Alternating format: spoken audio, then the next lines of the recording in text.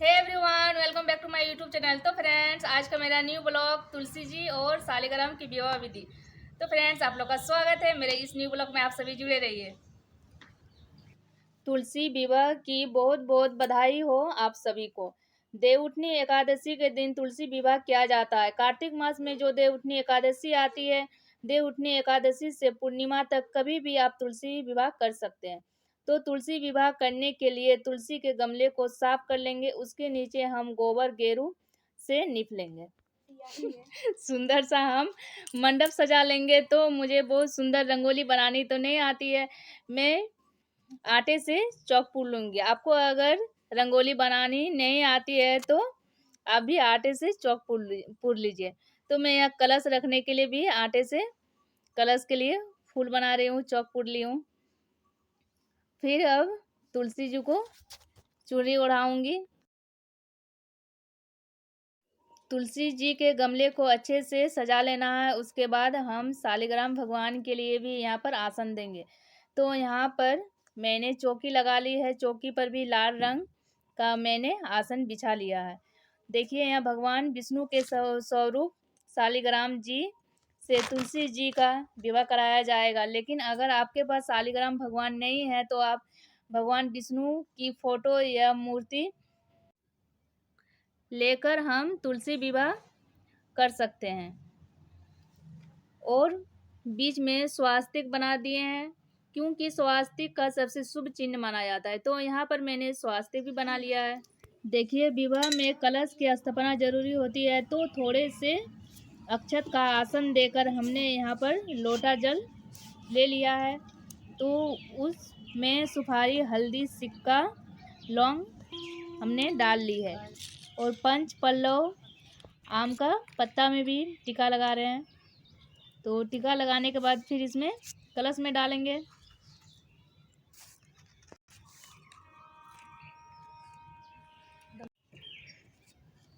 कलश के ऊपर हम नारियल रखेंगे। तो यहाँ पर हमने कलश की स्थापना कर दी है। उस पर हमने स्वास्तिक का चिन्ह बना लिए हैं। तो इस तरह से मैंने सभी की स्थापना कर ली है। अब हम तो यहाँ फाइनली मेरा कलश की स्थापना हो गई है। अब मैं विवाह की रस्म शुरू करूँगी। तो गणेश जी को स्थापना करने के लिए थोड़े से फूल का आसन देकर हम गणपति भगवान जी को विराजमान कर देंगे। तो सुपारी के रूप में यहाँ पर गणेश जी को विराजमान कर दिए हैं।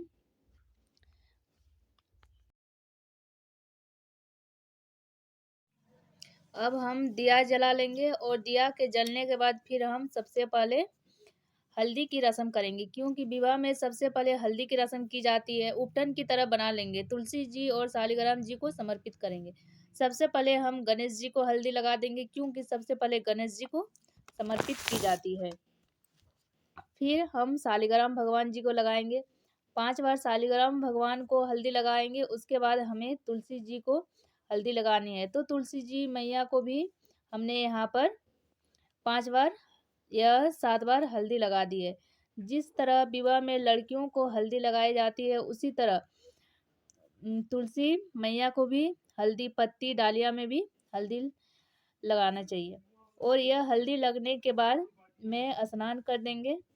तो हम भाव रूप में छींटा लगाकर स्नान कर देंगे। उपटन के बाद स्नान करते हैं, बिल्कुल उसी तरह उसके बाद वस्त्र स्वरूप हम मौली समर्पित कर देंगे। फिर हम सभी को जनेऊ समर्पित करेंगे। और हम सबसे पहले गणेश जी को जनेऊ समर्पित करेंगे, क्योंकि उसके बाद सालिग्राम भगवान को हम जनेऊ समर्पित करेंगे। तो यहाँ पर सालिग्राम भगवान को जनेऊ समर्पित कर दिए हैं और तुलसी जी को चूड़ी समर्पित कर दिए हैं। तो फिर हम तिलक करेंगे। तो यहाँ पर रोली से तिलक करेंगे। गणेश जी को, सालिग्राम जी को, फिर तुलसी जी को रोली से तिलक करेंगे। उसके बाद हमें फिर मेहंदी लगानी है।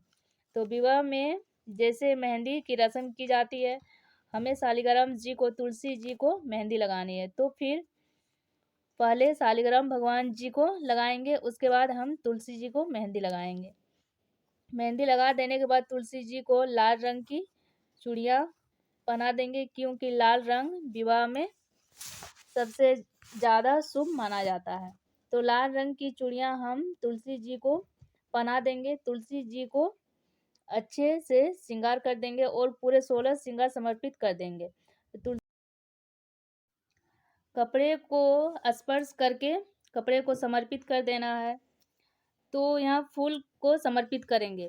तो फूल को समर्पित करने के लिए उसके बाद जयमाला होती है। तो माला फूलों की ही लेनी है।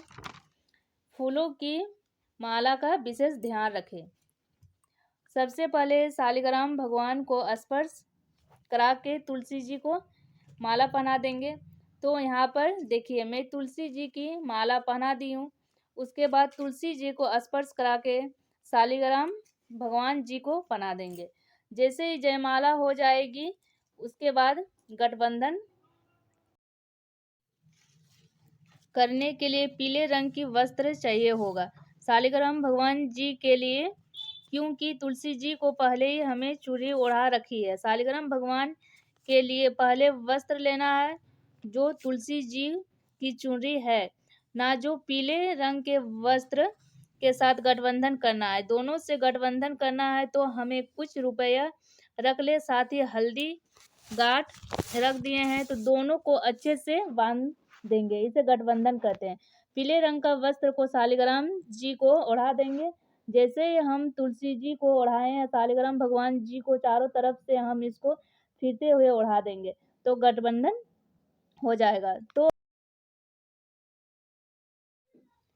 फिर उसके बाद तुलसी जी का स्थान बदल दिया जाएगा।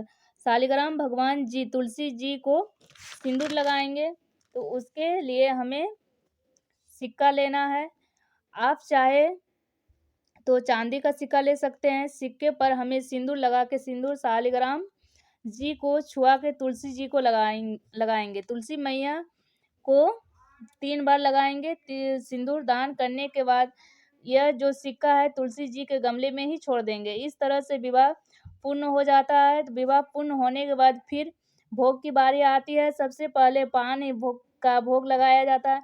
पान के पत्ते, लौंग, इलायची, सुपारी रख कर समर्पित करेंगे। अगर आपके मीठा पान है तो मीठा पान समर्पित करेंगे। उसके बाद हम गणेश जी को भोग समर्पित करेंगे। तो गणेश जी को भोग में लड्डू पसंद है तो गणेश जी को लड्डू समर्पित करेंगे।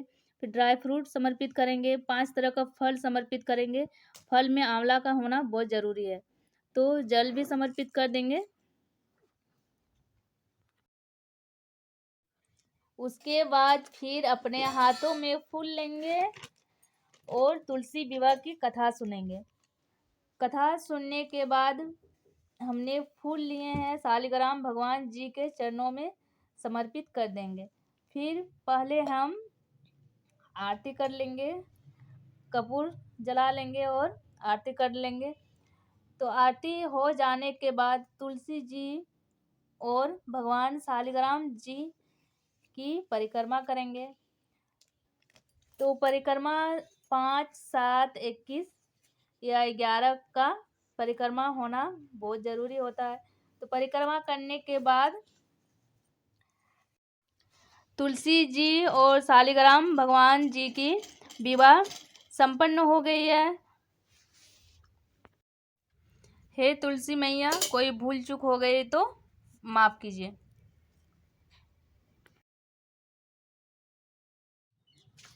तो फ्रेंड्स, फाइनली मेरा तुलसी जी और शालिग्राम का विवाह संपन्न हो गया है।